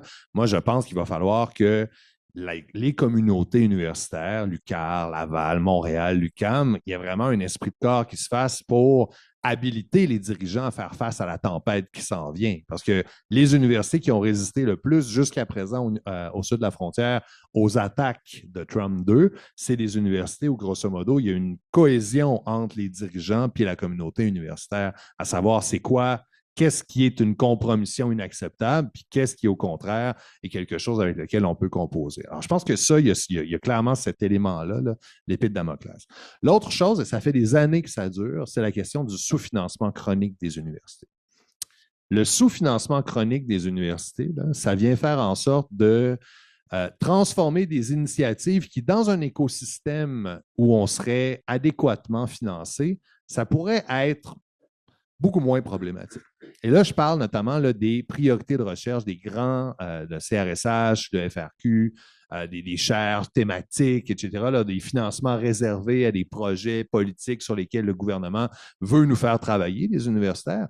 Puis ça en soi-même, que le gouvernement ait des priorités puis qui aimerait que des universitaires lèvent la main, de faire des propositions, c'est tel que tel, en fait. Mais dans l'écosystème de la recherche actuelle, c'est plus des propositions, c'est carrément une condition sine qua non pour obtenir le financement. Et là, ça devient problématique du point de vue de la liberté universitaire, en fait. Le fait qu'on soit toutes et tous mis en compétition les uns par rapport aux autres pour obtenir les peanuts à notre disposition pour faire de la recherche, puis on recommence l'année d'après si on ne l'a pas eu parce qu'on a été recommandé mais non financé, ben on va recommencer en espérant que cette fois-là, le décimal va aller de notre côté. Puis même quand on a l'argent, ben une partie importante de cet argent-là sert à continuer à avoir d'autres financements. Il y a une espèce de cercle vicieux qui est un petit peu ridicule et contre-productif, mais au-delà de ça, c'est-à-dire que ça oriente la recherche d'une telle manière qui est assez contraire, à mon sens, à l'idée de la liberté universitaire. C'est-à-dire que le fait qu'il y ait des mots-clés là, qu'on connaît toutes et tous, à savoir si on va être financé par tel organisme, bien là, on a une série de mots-clés qu'on va nous suggérer fortement d'utiliser, puis des méthodologies particulières ou encore des thématiques pour lesquelles on n'aura pas de financement. Ça, encore une fois, je veux faire la précision, là. Moi, que le gouvernement et que des centres de recherche comme le CRSH, le FRQ aient des initiatives ciblées de financement, je ne vois, ça pourrait être compatible avec la liberté universitaire. Là où ça devient problématique, c'est qu'on est tellement sous-financé que ça devient la condition, et là, ça ne marche pas pantoute, en fait. C'est contraire à la liberté universitaire. Puis ça, va falloir, ça fait des années qu'on en parle, là, le sous-financement chronique de la recherche puis des universités au sens large et au sens autonome et, je dirais, indépendant. Là. Mais là, il va falloir qu'on se penche sérieusement sur cette question-là parce qu'à un certain moment, on peut pas, à mon sens, on ne peut pas l'accepter. Et donc, là, il y a plusieurs initiatives qui vont dans le sens d'une centralisation encore plus grande sous notamment les FRQ qui ont été mis sous la responsabilité du ministre de l'Innovation et de l'Économie là, récemment avec le projet de loi 44, quelque chose comme ça. Et donc, les astres ne s'enlignent pas dans le sens de on va s'assurer que tout le monde en ait assez dans son assiette pour être capable de choisir les partenariats et de choisir les initiatives ciblées avec lesquels ils vont accepter de composer, puis au contraire, de se plier à ça, parce que sinon, ils n'auront pas d'argent. Puis là, encore une fois, c'est la géométrie variable, parce qu'il y a des disciplines où on a moins besoin de l'argent pour financer nos propres recherches. Le droit fait partie de ça, là, dans le sens que c'est super d'avoir des étudiants au 2e et 3e cycle pour travailler, puis d'avoir des labos, etc. Mais la nature de la recherche que moi, je fais, c'est pas la même chose que la recherche en médecine, la recherche en génie, la recherche où là, tu as besoin d'argent pour faire rouler les labos, aller faire des terrains, etc., etc. Alors, encore une fois, là, c'est vraiment quelque chose auquel on devrait s'intéresser de manière prioritaire. Merci. Madame David, vous pouvez enchaîner là-dessus. Oui, ça me rappelle toutes sortes de souvenirs, mais le premier plus récent, c'est quand tu parles du FRQ qui a été mis sur le ministre de l'Économie. Quand moi, on m'a dit, tu vas aller à l'enseignement supérieur ou veux-tu aller à l'enseignement supérieur? Je ne me souviens plus de la formulation, mais j'ai dit, moi, je voudrais la recherche. Parce que je trouve que ça va avec. Mais là, c'était impensable. Déjà, là. Puis c'était comme ça depuis déjà au moins 15 ans, facilement, 20 ans peut-être. Et ils appellent ça l'enseignement supérieur. C'est plus le ministère de l'enseignement et de la recherche, même si juridiquement, je pense que ça s'appelle encore enseignement et recherche. En tout cas, c'est hallucinant. Mais c'est un vrai message. C'est un message qui est envoyé que la recherche, c'est quelque chose qui doit être rentable à la société. Et je me souviens très bien, moi, j'étais de la recherche en psychologie clinique, c'est quoi les thématiques? Alors, c'était le suicide, c'était chez les adolescents, qui étaient, par exemple, déprimés, avec une orientation sexuelle peut-être dans la marge. Mais là, ça, si tu avais les mots-clés maintenant avec ChatGPT, là, je pense que je dirais à mes étudiants, rentre les mots-clés du CRSH, sors-moi une super demande de subvention, puis tu vas avoir ta subvention si tu as une bonne note par ailleurs. Mais j'ai eu des étudiants qui venaient, dont une de l'UQAM, elle avait 4,3 sur 4,3. On l'a pris au doctorat. Et puis, elle a dû complètement changer son idée de recherche. Puis, c'était pas une sotte, là. Elle était vraiment dans les meilleurs parce que, justement, elle n'avait pas assez d'argent. Elle travaillait la nuit comme gardienne de sécurité dans une petite boîte, là. En tout cas, puis elle faisait ses travaux pendant ce temps-là. Mais elle ne pouvait pas avoir d'argent si elle n'avait pas un projet de recherche qui fitait dans les critères avec les fameux mots-clés. Alors, je trouve qu'on a un problème, pas juste de financement, on a un problème épistémologique presque de se dire au gouvernement qu'est-ce que c'est que l'enseignement supérieur. Et ça, j'étais un peu toute seule dans ma gang parce que j'étais la seule qui connaissait ça un peu plus que la moyenne des ours. Et c'était très difficile d'aller convaincre que, c'est comme pour les immigrants, il faut qu'ils soient vraiment avec des critères 1, 2, 3, 4. Sinon, alors que je faisais partie de l'élaboration du premier PEC, là, le vrai programme de l'expérience québécoise, où dès que l'étudiant avait un bac, un programme de grade universitaire ou un DEC technique, bien, il pouvait rester ici parce que ça faisait en français des étudiants extraordinaires. Mais là, c'est rendu, là, comme le CRSH et tout ça. Merci. Monsieur Gingras, vous aurez le mot de la fin pour cette question-là. Donc, les enjeux actuels puis les actions qu'on devrait poser pour la protéger. Oui, parce que je vais revenir à la liberté universitaire, pas à la question qui est complètement différente, mais je n'ai pas le temps de le démontrer, de la question du financement. Le financement, c'est une chose. La liberté universitaire, c'est autre chose. Moi, ce que j'observe depuis un certain nombre d'années, c'est une stratégie dans certaines universités qui est d'utiliser la rhétorique de l'intégrité en recherche pour contourner les questions de liberté universitaire. Ça, ils ont compris qu'il y a la loi sur la liberté universitaire. Donc, oh non, on ne met pas en liberté universitaire du collègue. Non. Mais là, ici, c'est un problème d'intégrité en recherche. Ah bon, l'intégrité en recherche? Qu'est-ce que ça veut dire, ça, l'intégrité en recherche? Remontons au début. L'intégrité en recherche, ça touchait la question de fraude, plagiat, ou des choses assez de base qu'on appelle, ça, c'est pas intégrité, manipulation de données. Maintenant, c'est que, là, tu vas contre le consensus. Le consensus de qui? Sur quelle base? OK? Et donc, on se sert de ça par une lecture exagérée des politiques qui définissent l'intégrité pour sanctionner des professeurs. On l'a vu précisément à l'Université Laval, où on se sert. Oh non, sa liberté académique était pas en cause, c'est l'intégrité de recherche. Et là, vous êtes dans des cas où la personne intervient à la radio ou dans un ou même moi ici, hein, parce que service à la collectivité, est-ce que ça fait partie de ma tâche? Moi, j'ai une chronique à la radio, c'est pas de la vulgarisation, c'est la critique de la science. Là, est-ce qu'un jour, on va dire, bien là, en termes d'intégrité, on a écouté ta chronique, Gingras, puis tu as cité juste des gogosses de ton bord, puis tu n'as pas été équilibré en recherche. Mais ce n'est pas une recherche que je fais là. C'est une intervention publique. Une recherche, c'est un projet de recherche qui a une méthodologie. Ça, c'est défini dans le document de 200 quelques pages des 3 conseils. Ce qu'on observe, OK? Je pourrais donner d'autres exemples. J'ai lu les jugements, je les connais. Je ne les nommerai pas trop ici. Là. Je viens de nommer un cas. Et donc, il y a une tendance qu'il va falloir garder l'œil parce que, et il oublie aussi, et ça, il n'y a pas assez de réflexion, il va falloir en faire une réflexion claire entre la liberté d'expression. Par exemple, le cas de Amaran de Ottawa était excellent, parce que je m'en suis servi comme cas, c'est que, personnellement, j'ai dit, Attaran, il dit des conneries sur le Québec. C'est sa liberté d'expression. On ne commencera pas à le sanctionner comme que l'Université d'Ottawa. Quand on a demandé à l'Université d'Ottawa de le sanctionner, j'étais contre. J'ai dit, ben non, il délire. Bon, il délire. Si dans sa classe, il répète ça, bien, il y aura peut-être 2 francophones qui diront, je suis mal à l'aise, puis ils feront une plainte. Il y a des mécanismes précis. Mais c'est la liberté d'expression. La liberté académique, c'est est-ce qu'on parle du travail universitaire d'une recherche? Mais on voit avec les deux, moi je pense qu'il faut être précis, il ne faut pas tout mélanger. La liberté universitaire, ce n'est pas n'importe quoi.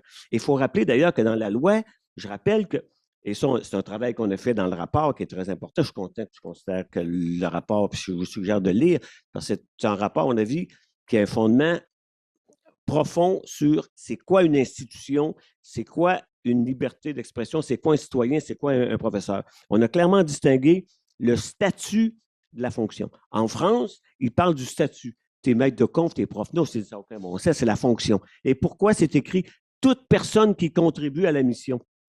Donc, ce n'est pas l'étudiant qui a la liberté académique. Ce n'est pas ça pantoute. Si cet étudiant de maîtrise donne une charge de cours, bien, il n'est pas étudiant de maîtrise, il est chargé de cours.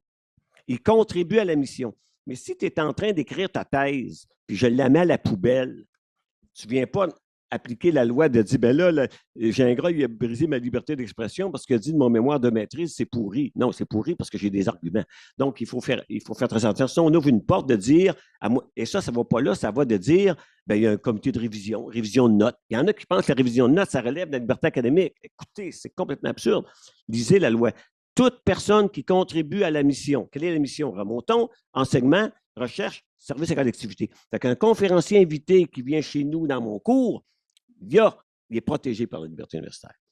Un étudiant qui vient faire une conférence dans mon cours, il est protégé. Mais un étudiant qui suit un cours, il n'a pas de liberté académique. Il suit le cours, puis j'y mets échec, terminé, c'est fini. Fait que, il faut être précis pour aller à des affaires-là. Et donc, l'avenir, c'est qu'on va être capable, parce que les universités, il y a un certain, je l'ai écrit dans le journal Le Soleil, il y a un certain virage autoritaire chez certaines universités qu'on observe, et ça, il faut s'arranger pour que ça cesse.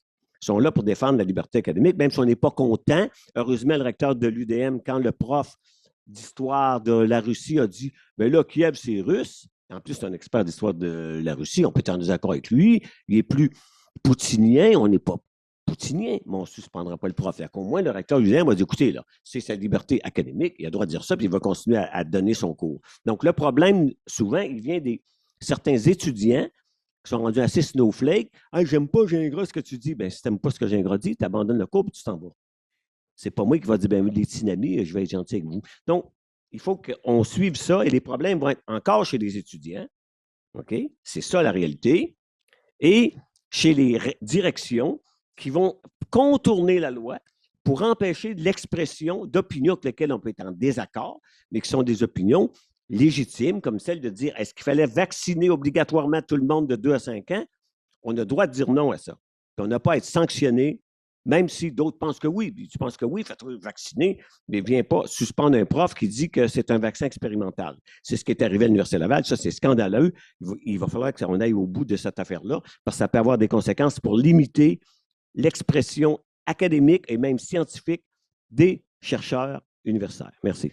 Merci. Vous vouliez dire un petit mot? L'ex-psy en moi va juste apporter une petite nuance humaine sur les petits amis. Jean-François Gaudreau-Desbiens à l'Université de Montréal avec quelqu'un, en tout cas, on fait un rapport assez extraordinaire sur les liens entre la liberté académique, universitaire et l'EDI, équité, diversité, inclusion, et comment concilier les deux. Le rapport est vraiment là...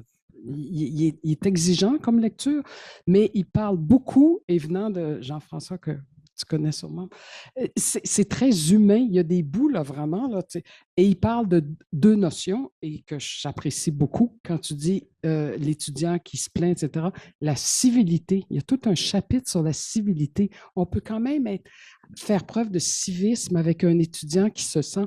Moi, quand j'enseignais la psychopathologie, puis j'avais une jeune presque schizophrène devant moi, imaginez, j'enseigne les symptômes qu'elle a. C'est terriblement éprouvant pour elle. C'est vrai, elle aurait pu se lever en disant « Mais Madame David, blablabla. » Mais l'empathie et la civilité, donc tout ça peut se marier quand même assez bien. Un étudiant qui se sent un peu affecté par ce qui est dit, une Ukrainienne qui aurait été dans la classe de ce professeur-là, et le professeur qui dit, ben oui, j'ai ma liberté académique, mais peut-être que je comprends, puis on pourrait se parler, puis bon, etc. Je pense qu'il y a moyen de réunir les deux univers. Merci beaucoup. Je pense que ça mérite une bonne main d'applaudissements pour nos panélistes.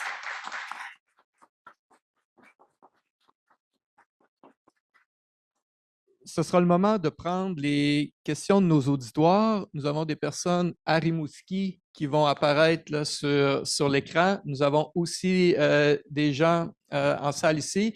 Ceux qui veulent poser des questions, deux choses. D'abord, vous devez absolument vous présenter au micro dans chacune des allées parce que sinon, on ne vous entendra pas. Et, s'il vous plaît, choisir des questions qui ne demandent pas une longue mise en contexte, considérant le temps que nous avons. Et là, vous commencez à me connaître, vous allez l'accepter. Donc, à Rimouski, est-ce que nous avions une question? Pas pour commencer, alors je laisse la parole.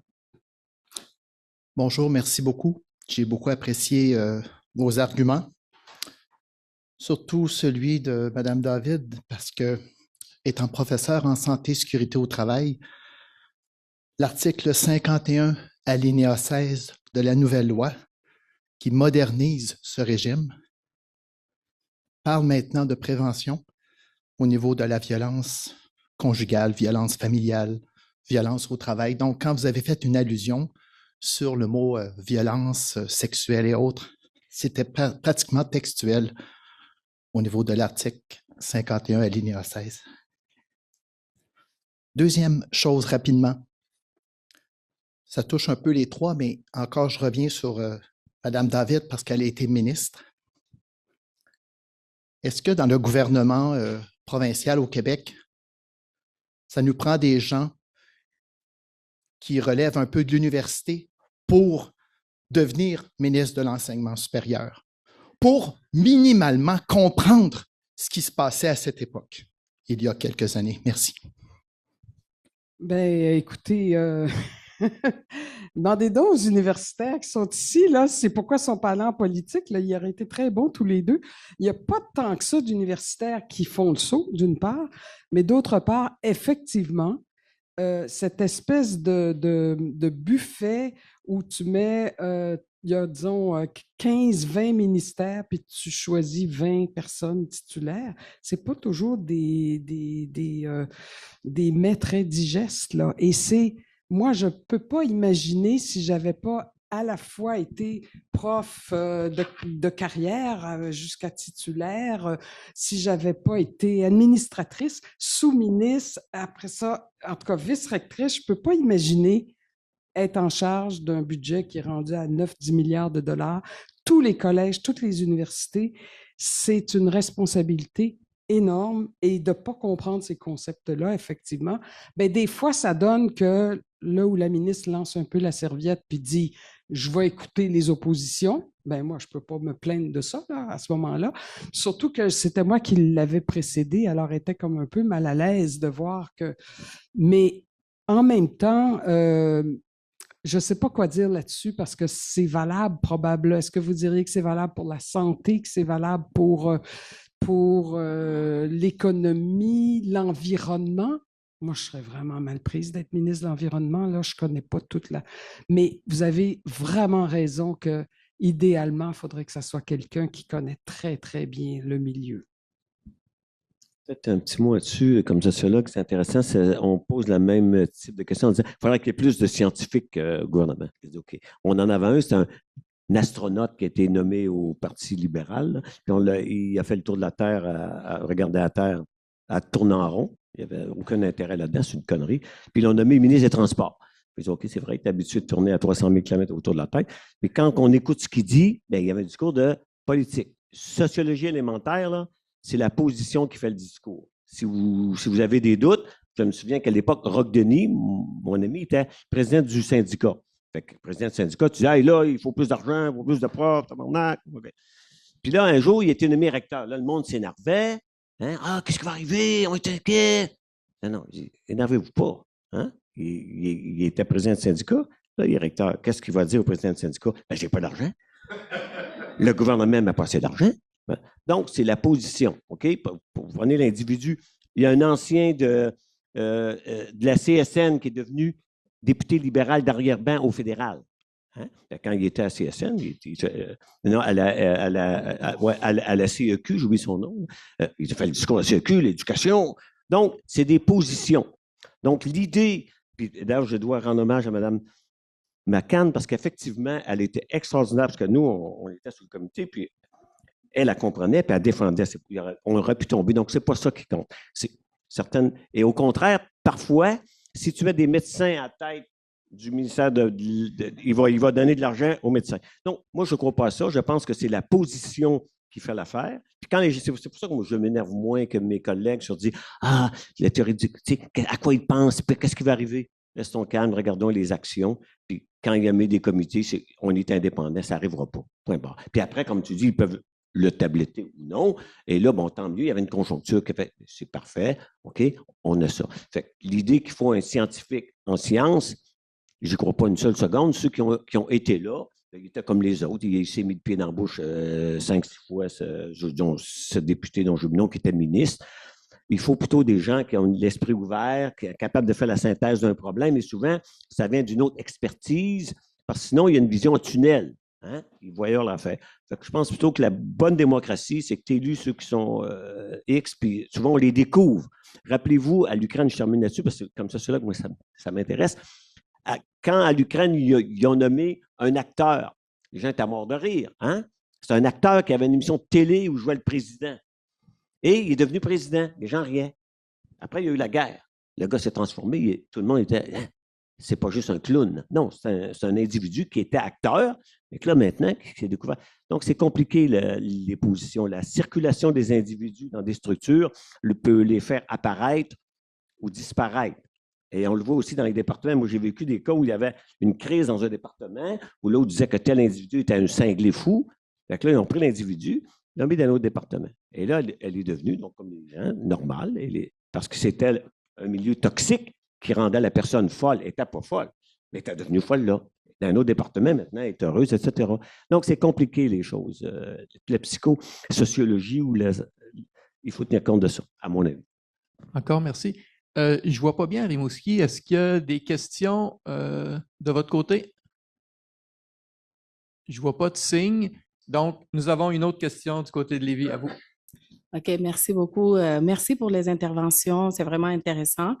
Puis, étant intéressé par l'analyse de l'émergence des lois, comment on adopte des lois, c'est vraiment intéressant de voir les perspectives différentes.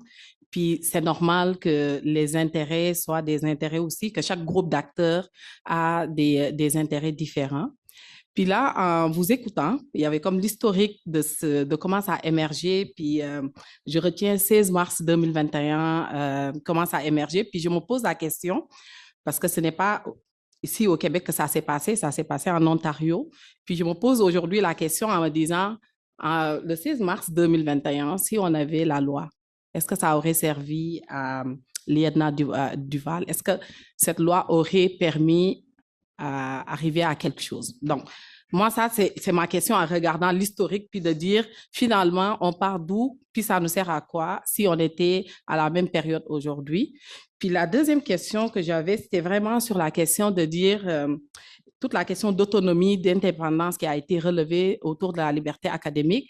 Puis on voit ce qui se passe aux États-Unis sur la question d'ingérence de l'État dans les universités. Je me pose la question, est-ce que les universités actuellement au Québec, en sachant que la loi, ce n'est pas une loi universelle partagée, internationale, donc c'est une loi au Québec, est-ce que les universités actuellement, nous avons des leviers pour garantir cette distance ou pour éviter l'ingérence, par exemple, de l'État, vu que c'est une loi est normative, elle est gérée. Quel levier avons-nous, en fait, pour éviter ou pour garantir qu'il y ait une distance de cette autonomie que nous avons comme université avec l'ingérence étatique? Voilà. Je vais répondre brièvement. Dans le premier cas, vous avez raison, le paradoxe et l'ironie de ça, c'est que notre loi s'applique à nous, puis l'Ontario, ben, il en a fait une, mais qui est du Doug Ford, c'est pas très bon. Donc, notre loi ne s'applique pas. Donc, c'est vraiment une contingence socio-historique qui fait qu'il se passe de quoi en Ontario, puis ça a fait cette loi-là, comme tu dis, qui était demandée depuis toujours et qui ne sera jamais arrivée, parce que, tu sais, et là, c'est arrivé dans une... Donc, il y a beaucoup de contingences, c'est ça qui m'intéresse comme prof du département d'histoire, il y a beaucoup de contingences dans l'histoire. Il faut vraiment en tenir compte. Tant qu'à la deuxième, ma position là-dessus est simple et ferme, c'est la mobilisation. Au Québec, quand la ministre de l'Éducation est intervenue au cégep, bon, la loi ne s'applique pas au cégep, il y en a qui demandent qu'on la développe, c'est autre chose. Mais elle est intervenue, elle a vraiment fait une erreur monumentale sur la question de l'autonomie et de la liberté académique. Elle a fait les deux. Elle est intervenue dans l'autonomie du cégep, puis en plus, elle a demandé le syllabus de cours. Qu'est-ce qu'on a fait? Bien, moi, on m'a interviewé, on a dénoncé ça. Il n'y a pas d'autre outil que la mobilisation. pour dénoncer une chose. S'ils reviennent, au lieu de constamment, mais ça c'est au lieu d'être constamment inquiet de j'ai regardé, le monde sont inquiets, hein, moi inquiet. Moi, je ne suis pas inquiet de rien. J'observe, OK, c'est ça la réalité, on se calme, on agit. Il faut être stoïcien. Là où tu as une prise, tu agis. Là où tu n'en as pas, tu fermes la télé. Tu n'as pas de prise. Donc, la prise, c'est au Québec, ça vient, là, parce qu'on se dit, hey, les États-Unis, ça va s'en venir ici. On s'énerve, je sais ce qui se passe aux États-Unis, c'est pas mal plus compliqué. Il y a encore des lois. Harvard, toutes les universités, toutes les coupures, ils ont gagné en cours. Parce que Trump ne fait pas les lois, là. Trump, il délire. Le juge, il dit, non, tu n'as pas le droit, il y avait un cours. Là, il va en appel. À mon avis, il va perdre en appel. La loi est claire. À la Cour suprême, on verra. Donc, avant de dire, hey, le Trump, il va avoir de l'effet ici, la tempête s'en vient, moi, c'est de dire, ah bon, montrez-moi, là, dans le journal ou n'importe où, j'en ai peut-être raté à quel endroit le ministre veut intervenir dans l'université demain matin. Je n'ai pas vu ça, moi, là. Si on me dit, ouais, mais les budgets sont coupés, OK.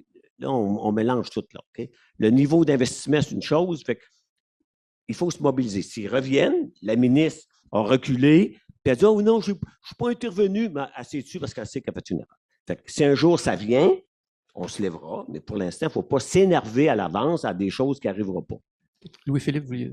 Oui, bien là, j'entends bien, puis la mobilisation, je suis all-in pour ça, mais sur les leviers juridiques, la question est très, très bonne, en fait. C'est-à-dire, comment est-ce qu'on fait pour mobiliser la loi sur la liberté universitaire si tant est que se matérialisent des propos précis par des politiciens précis sur le fait qu'ils souhaitent intervenir à l'université s'ils devaient être élus? Ça, c'est dans l'univers actuellement. C'est PSPP, littéralement. Alors, je veux dire, en tout respect, moi, il tient des propos... Oui, mais en tout cas, encore une fois, c'est parce qu'au-delà de ça, on le voit à Trump. C'est-à-dire que la raison pour laquelle est-ce que c'est aussi inquiétant ce qui se passe au sud de la frontière, c'est parce que Trump délire, mais il ne fait pas que délirer. Puis autour de lui, il y a des gens qui sont très, très bien outillés et c'est une vraie tentative de coup d'État législatif. Parce que ce qu'il souhaite obtenir, puis tu l'as bien dit, c'est à terme, il y a une Cour suprême amie. Et donc, à terme, si ces tentatives d'élargir le pouvoir présidentiel sont avalisées par la Cour suprême, là, on est vraiment dans choisis le mot de ton choix. C'est un coup d'État, je l'ai écrit dans le devoir, mais on verra. C'est un coup d'État aux États-Unis, c'est pas au Québec, pas au Canada. Tu veux aller aux États-Unis pour les défendre? Non, mais mon point, c'est de dire en ce moment, Yves, projet de loi 1, projet de loi 2, projet de loi 3, projet de loi 7, je veux dire, ce qui se passe en ce moment avec notre gouvernement, c'est déjà en train de nous affecter un agenda qui est beaucoup plus autoritaire. Bon, alors, si on revient plus spécifiquement aux universités, à mon sens, c'est une question, oui, de mobilisation, mais de courage des dirigeants et des dirigeantes, parce que c'est elles et eux qui sont responsables de tenir le gouvernement à distance. On l'a vu, la différence entre Columbia versus Princeton et Harvard, ben, c'est les choix qui ont été faits par les dirigeants. À Columbia, they decided to cave. Puis, je veux dire, je comprends, c'était 400 millions là, qui étaient en jeu. Alors, on ne peut pas simplement dire, ben là, tenez-vous debout, puis faites faillite. Je veux dire, on comprend bien à quel point les pressions étaient démesurées. Mais à Harvard et à Princeton notamment, Princeton avait déjà commencé à se tenir avant qu'Harvard embarque dans la roue. Là, ils ont décidé de tenir bon, alors qu'ils étaient vraiment ciblés directement. Puis ça a fait des petits, puis ça a créé donc l'effet de mobilisation dont tu parles. D'autres universités ont embarqué. Mais quand tu embarques dans une bataille de cette ampleur-là, alors que ta job comme dirigeant, c'est d'assurer que tu aies l'argent nécessaire pour faire rouler la boutique, c'est pas simple. Maintenant, c'est pour ça que pour moi, il y a un lien clair, là, je me tais rapidement, mais sur l'idée de la collégialité universitaire. Cette idée-là, c'est vraiment un mode très, très particulier aux institutions. Puis je ne veux pas référer aux travaux d'Isabelle Ferreras, mais je le fais pareil. Ou grosso modo, une plus grande démocratisation des règles permettant d'assurer qui prend les décisions, en fait, ça mène à un renforcement de la communauté. Puis pour moi, ça, c'est fondamental pour donner du courage aux dirigeantes et aux dirigeants si tant est que l'indépendance et l'autonomie des universités est mise à mal par un dirigeant, un peu une version survitaminée de ce que Pascal Derry avait maladroitement fait envers les cégeps, alors que les cégeps ne sont pas protégés par la loi sur la liberté universitaire dans l'état actuel des choses, ce qui, à mon sens, est aussi une erreur. Merci. Et là, il nous reste plus de temps, mais tu es là, Michel. Alors, mini question. Et je ne sais pas si la réponse va être mini, mais je vais tout faire pour. Vas-y. Bonjour, donc Michel, je suis chargée de cours en didactique des mathématiques ici à l'UQAM. J'ai une question à propos de... Je vous entendais dire que toute personne qui intervient dans un cours à l'université est protégée par la liberté académique, y compris les conférenciers. Et je me posais la question, ça va jusque où ça? Puis est-ce que, à votre sens, il y a une gradation dans la liberté académique qui est basée sur le mérite en fonction de la formation en fonction de l'expertise. Est-ce que cette limite-là, est-ce que dès qu'on intervient dans un cours, tu sais, je sais pas moi, on invite un animateur de radio poubelle dans notre classe, puis il intervient. Est-ce qu'il est protégé par la liberté académique? Donc, je me demande, nous, étant personne chargée de cours, c'est une question qui revient souvent. Quel est notre statut d'autonomie professionnelle dans notre institution, compte tenu qu'on a un statut précaire et puis on n'a pas nécessairement les mêmes fonctionnements. Donc, je me pose la question, je serais curieuse de vous entendre sur est-ce qu'il y a une gradation dans la liberté académique? Est-ce qu'il y a un mérite? Puis est-ce qu'il y a comment on mesure l'expertise pour y avoir droit, finalement? Là, faites comme si c'était un choix de réponse. Ouais, non. Très, très bref. Parce que le temps est écoulé, mais faites-le rapidement. On perd du temps. Allez. Très, très bref. Dans la loi, il y a un paragraphe qui va demander des interprétations, mais qui touche à cette question-là, c'est de dire chaque domaine, par exemple la physique, j'ai pris l'exemple de la sociologie, il y a des méthodes, il y a des domaines reconnus par la communauté. Tu ne peux pas dire n'importe quoi. Donc, la limite, elle est à l'intérieur de ça. C'est pour ça que je prends l'exemple du code de la physique. Par exemple, il y a un prof à l'Université d'Ottawa qui est un prof de physique qui était mis dehors. Là, il y a invoqué la liberté académique. Les gens ont dit, ça n'a rien à voir avec la liberté académique. Tu délires, tu es un extrême gauche, tu mets A+ à tout le monde. À l'université, il y a des normes. Tu ne peux pas mettre A+ à tout le monde, à moins que tu aies un petit groupe.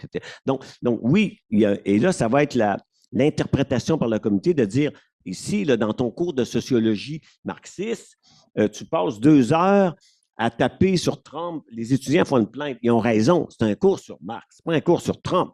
Ton opinion sur Trump, comme prof, je ne te paye pas 150 000 pour dire aux students « Hey, Trump, c'est un tabarnak. » Tu peux le penser autour d'une caisse de bière. Donc, il y a une question de jugement académique qui est dans le paragraphe. OK?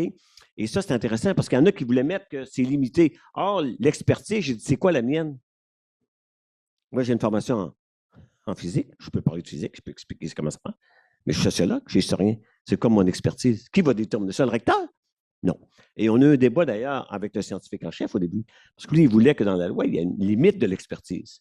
Nous, on s'est dit jamais de la vie, c'est quoi la mienne? Es-tu capable de me dire la mienne? Non, donc tu ne peux pas mettre ça. Tu mets un paragraphe qui dit en droit, il y a quand même des normes, puis quand tu enseignes l'emploi dans ton cours, tu as quand même une contrainte. Ça, c'est les collègues qui vont dire, bien, ici, écoute, là, tu passes la moitié de ton cours. Donc, c'est compliqué. C'est pour ça qu'il faut se servir de son jugement. C'est le comité, dans sa sagesse, comme toujours en droit, c'est pareil. Quand la Cour suprême fait une connerie, bien, c'est la Cour suprême, mais c'est sa sagesse. Donc, oui, c'est problématique, mais c'est inévitable. Parce qu'il y en a qui pensent, ouais, c'est pas assez défini. Non. Il faut que nous, notre comité, on a eu 6, 7, 8 cas, puis on dit, non, ici, c'est pas de la liberté académique, là, pour telle raison, point barre. Fait que ça va être, c'est toujours des analyses fines quand il y a un problème. Là, c'est la fin pour vrai. Merci sincèrement pour ce que vous nous avez apporté. C'était un excellent choix. Merci à l'organisation, le vice-rectorat. Dave, ça a été un plaisir de travailler avec toi. Puis, je pense que c'est toi qui as recruté nos 3 panélistes, donc, avec le comité. Donc, franchement, là, M. Lampron, Mme David, M. Gingras, un grand, grand merci. Puis...